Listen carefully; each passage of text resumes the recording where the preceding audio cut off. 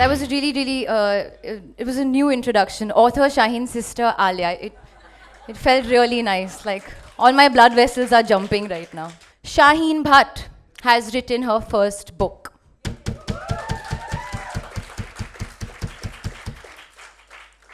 Ugh. I've Never Been Unhappier is an honest, bare tale of her life and her frequent visitor, depression. Okay, so it doesn't happen very often, but the whole Bhatt family is in the room tonight, okay? I'm just giving you a couple of warnings. We're a passionate bunch, and when we're together, we either scream or we cry, and there is some laughter, but it gets intense. So I'm just warning you all. Mahesh Bhatt, who's also written the foreword for the book, please say some wise words. I mean... There's something deep and pure which comes right from the heart of the earth. It's well water. The word welcome means come to the well. Come to the well. That's the origin of the word welcome. I think this book comes from the deepest part of my child's heart.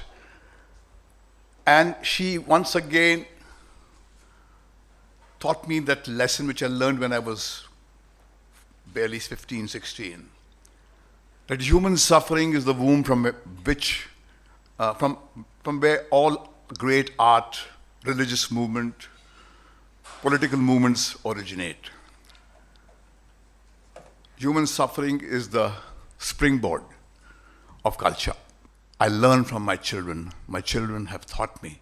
Thank you, Shaheen, for teaching me.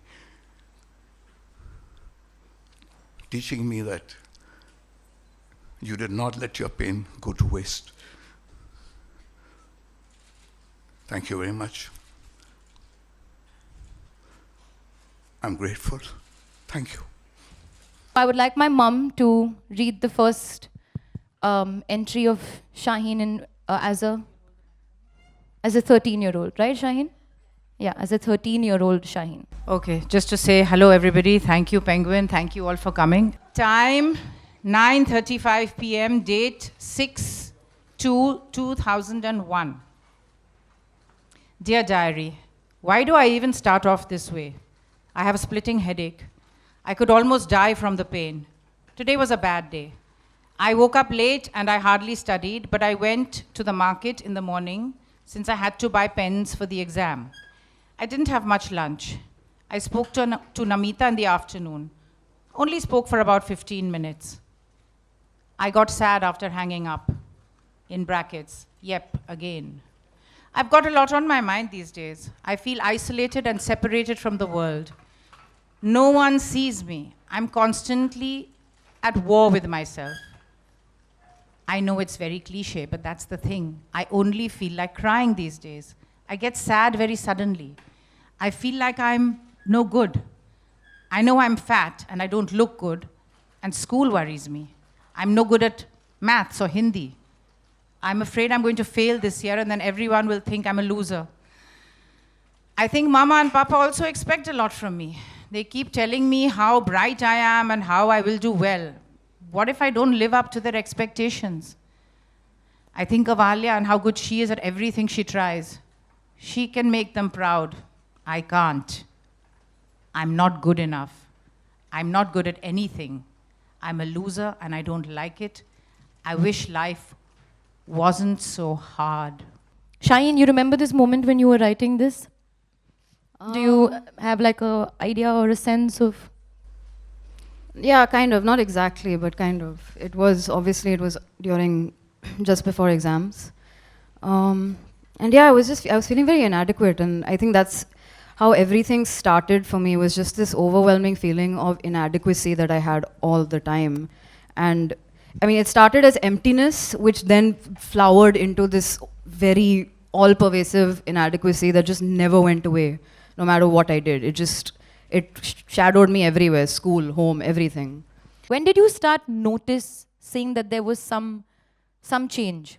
I remember Shaheen becoming very quiet at around about the time she was about 13, 14, 15, which I assumed is very normal.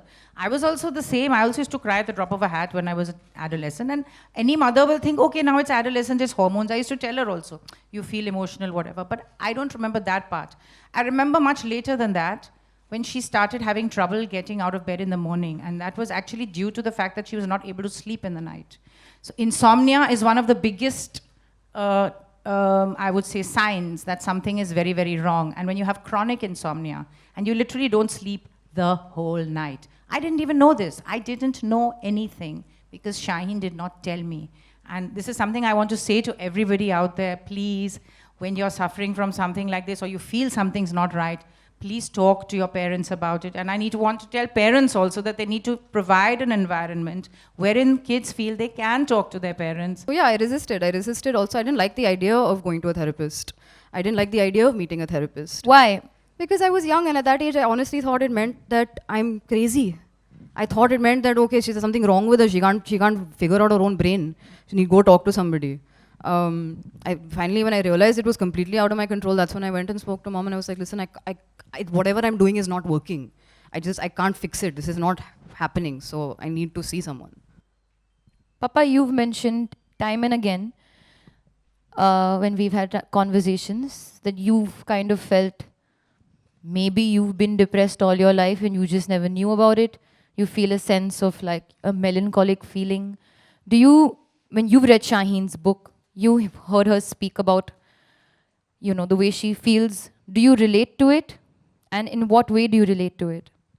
I think when Shaheen, in 2007, when UG Krishnamurti was dying and I came back for the first time before I went back, I read out to her a very intense piece of what I felt with him, because I was certain that he was going away. And he was the very breath of my existence and the bedrock on which the edifice called Mahesh Bhatt stood. And I remember at midnight after I came back and I read out to her the piece because I wanted to exhale. And she was hardly 18 or 19 and I read out to her and I could see that she inhaled me and she absorbed me, and then she said to me, Daddy, your life is over. Because people spend a lifetime wanting to touch the peaks of the emotions that you have felt. And they don't come anywhere close to it. And she comforted me, but after she comforted me, I put my head to rest. It hit me that the very fact that she could understand meant that there was a landscape where she lived, that there was a quotient of pain that she had a reference point to. And she was just a child. It's a biochemical disorder which is genetically passed on. And I think what is very important to say is that today, I sit down here, my heart goes back to 40 years ago when Parveen Babi spiraled into the abyss of madness, and there was ignorance about that thing called mental disorder. It was something that nobody would talk. I can never imagine that here in the entertainment world, you'll be sitting down and talking so candidly about something called the mood disorder, which is a biochemical disorder. So the larger issue I think we were discussing, Shaheen and me, is to use this platform to raise a larger issue that is psychiatry the way out, or it's a biochemical disorder that needs to be treated biologically. And I think the doctors need to come out clean. So this is 2nd of March, 2019. It's my birthday month. I'm coming undone. Slowly but surely, I'm coming undone. From the inside out. It's eating away at all that I am. It's turning my insides to mush. It's obscuring everything. I don't fit anywhere. I'm unstuck, untethered, adrift. Everything hurts. Everything still hurts. It was supposed to be better by now. Why does rock bottom go further down each time? Why does the worst always get worse? How am I here no better off than I was at 13? I'm stupid, I'm worthless, I'm laughable, I'm empty, I'm useless, I'm a burden. I'm a waste of space, I'm unlovable, I'm selfish, I'm awful. I should not exist. How are you so okay, like writing this and people reading? I don't understand. Like this is like, how? Like, what were you thinking when you're like, okay, I'm going to put my pain out there for everybody to just read, and I have read out. I don't understand it myself. That's true. Like, I don't know. um, I don't know. I've been talking to my friends about this. I've talked to you guys about it also. Weirdly, this has been one of the worst years of my life emotionally. Starting this year, it's been a place where I haven't been since I was 18. And again, it's like you're saying, this technically very nice things are happening to me right now. There are a lot of people, everyone I love is sitting, together here for me. But still, somehow, that's how I feel. And if I had an explanation, I would have a solution as well, which I don't. What you're trying to say, Shaheen, is that when you feel that way, there's no understanding. It's just the feeling takes over everything that's happening. I don't have a reason. I don't have a concrete reason for why I'm feeling this way. It's not like something happened. Somebody Exactly. said something to me yesterday, which is why I feel like this. I have psychological triggers now because it's been 20 years of doing this on and off. But I don't have something that happens to me on a single day which will plunge me into 3 months of feeling like this. I wake up and the weather is bad. So I was going to come to Pooja actually. Pooja, you have always been a extremely like honest, vocal person about everything you feel. We all know if you feel something, you will say it. Like the way Shaheen has so brutally and so honestly said, and she just put it out there for everyone bare so they can just see it. You've had similar experiences in your life where you felt a certain way. Do you have the ability to also put it out there so bluntly to yourself and to the world? Well, I think that it's a genetic flaw that we've inherited from our father, is that, you just say things as they are, not the way people expect you to say them. And I think the reason that you're so successful, my love, is because you have not inherited that exactly like me and Shaheen have, and you are able to separate the two. Because too much truth does not go down well in Bollywood. And we are living in a fake world full of appearances where people don't want you to say, I'm not okay. Courageous people have the ability to stay vulnerable. And when you're vulnerable, life touches you. People who are egoistic are frightened of being vulnerable. That's why they create these defenses. I think that's what it's all about. And all great art, music, great writing. It's only when Shaheen got completely vulnerable, she could write like this. And you don't have answers. And the ability to listen. I think the most important thing what Shaheen said was about her friend, Namita, that she would just call up and she would cry. And then after half an hour, she said, are you done with crying? The very fact that somebody across the line listening to you as you cry.